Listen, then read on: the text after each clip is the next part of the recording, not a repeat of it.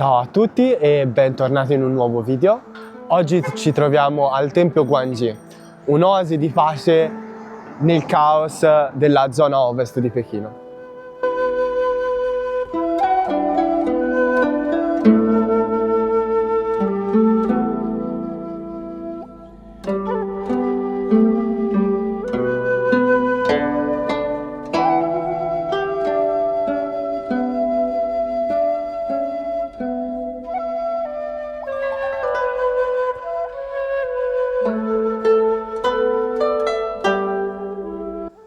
Prima di mostrarvi il tempio vi do qualche informazione.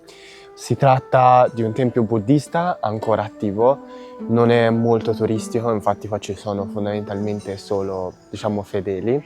Fu costruito per la prima volta durante la dinastia Jin e poi restaurato successivamente durante la dinastia Ming. Copre un'area di più o meno 2,3 ettari ed è costruito fondamentalmente su un asse centrale. Ci sono varie sale distribuite su questo asse centrale. Appena si entra in questo luogo il rumore della città svanisce completamente e la prima sala che ci aspetta è la sala dei Re Celesti che vegliano sull'entrata e sui fedeli di questo tempio. All'interno di questa sala troviamo i 4 guardiani, uno per ogni punto cardinale.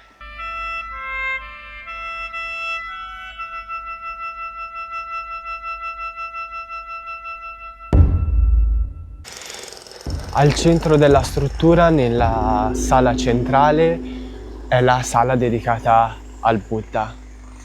La sua presenza solenne raccoglie tutti i fedeli al raccoglimento e alla meditazione.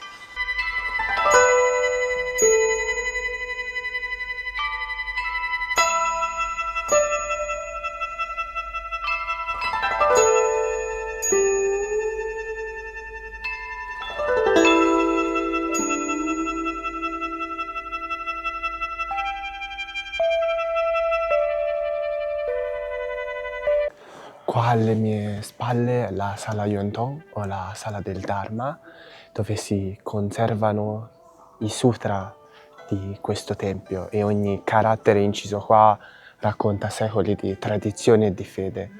Questa sala inoltre viene anche utilizzata, proprio qua dietro, viene anche utilizzata per le riunioni monastiche e appunto lo studio dei sutra.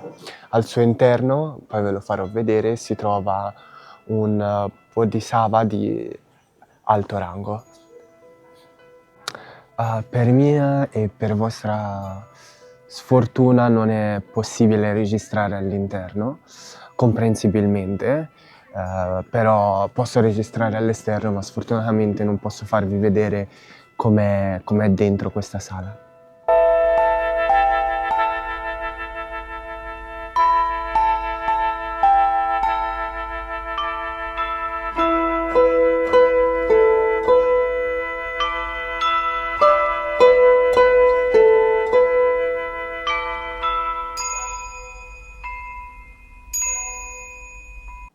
Sfortunatamente la parte posteriore dove è custodito l'altare dell'astinenza in marmo bianco non è accessibile al pubblico. Sarebbe stato molto bello poterci entrare, ma comunque non essendo possibile non faccio storie. Questo altare è qua, da quello che ho letto, è qua da più o meno la fondazione del tempio, quindi quasi 800 anni, e rappresenta la purezza dei monaci e dei fedeli che vengono qua a pregare. Questo luogo non è solo un monumento della storia millenaria di Pechino, ma è un luogo vivo. Ogni giorno monaci, fedeli vengono qua a pregare e lo animano. Quindi se venite qua, se decidete di venire qua, cercate di portare il massimo rispetto possibile, perché comunque questo non è un luogo turistico. Tutte le persone che ho visto che ho visto qua sono tutti fedeli o sono monaci che vengono qua appunto per pregare, quindi cercate di non disturbare, cercate di disturbare il meno possibile. Se vi dicono che non potete fare foto, non fate foto, se vi dicono che non potete fare qualcosa, non lo fate.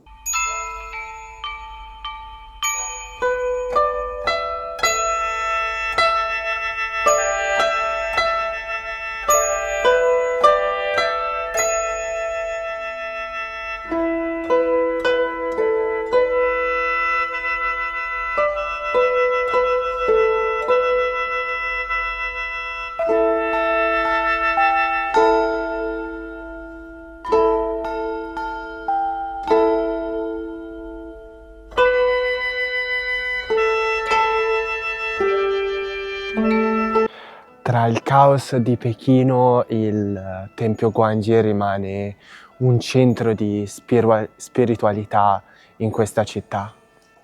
Un luogo che invita a fermarsi, respirare, rilassarsi e soprattutto ascoltare il silenzio che vige qua dentro. Però come ogni luogo in questa nazione ha anche il tempio più spirituale, il tempio più importante, il tempio più puro, non è escluso dal negozio di souvenir. Infatti qua proprio all'ingresso si trova un negozio che vende, dove si può comprare incenso, dove si possono comprare bracciali o comunque souvenir del tempio. A dimostrazione che un posto può essere spirituale in un modo spiritualmente storico, importantissimo, però il capitalismo vincerà sempre su tutto, sfortunatamente.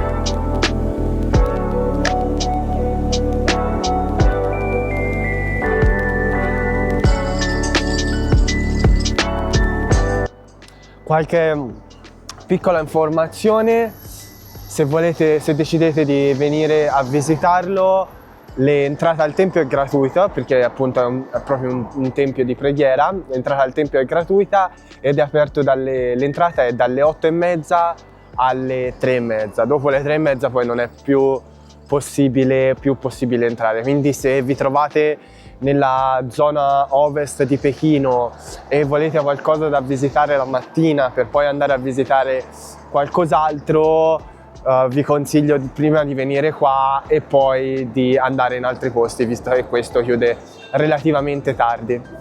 Anche il video di oggi comunque è arrivato a una fine, probabilmente verrà un pochino più corto rispetto ai precedenti, ma sfortunatamente non ho potuto registrare moltissime parti per ovviamente le regole di questo monastero, però vedrò in fase di montaggio. Inoltre, con grandissima probabilità, questo sarà l'ultimo video del 2025 sulla Cina, perché tra qualche giorno, il 23 di dicembre, vado a passare il Natale con la mia famiglia, quindi torno in Italia. Porterò un piccolo vlog, almeno proverò a portare un piccolo vlog del mio ritorno in Italia, soprattutto il viaggio in aereo, però quello non so quando uscirà. Per altri video, per nuovi video su posti segreti a Pechino, posti che quasi nessuno conosce, ci rivediamo nel 2026. Nel mentre potete lasciare un like a questo video, potete iscrivervi al canale e attivare le notifiche cliccando sulla campanellina qua sotto. Alla prossima!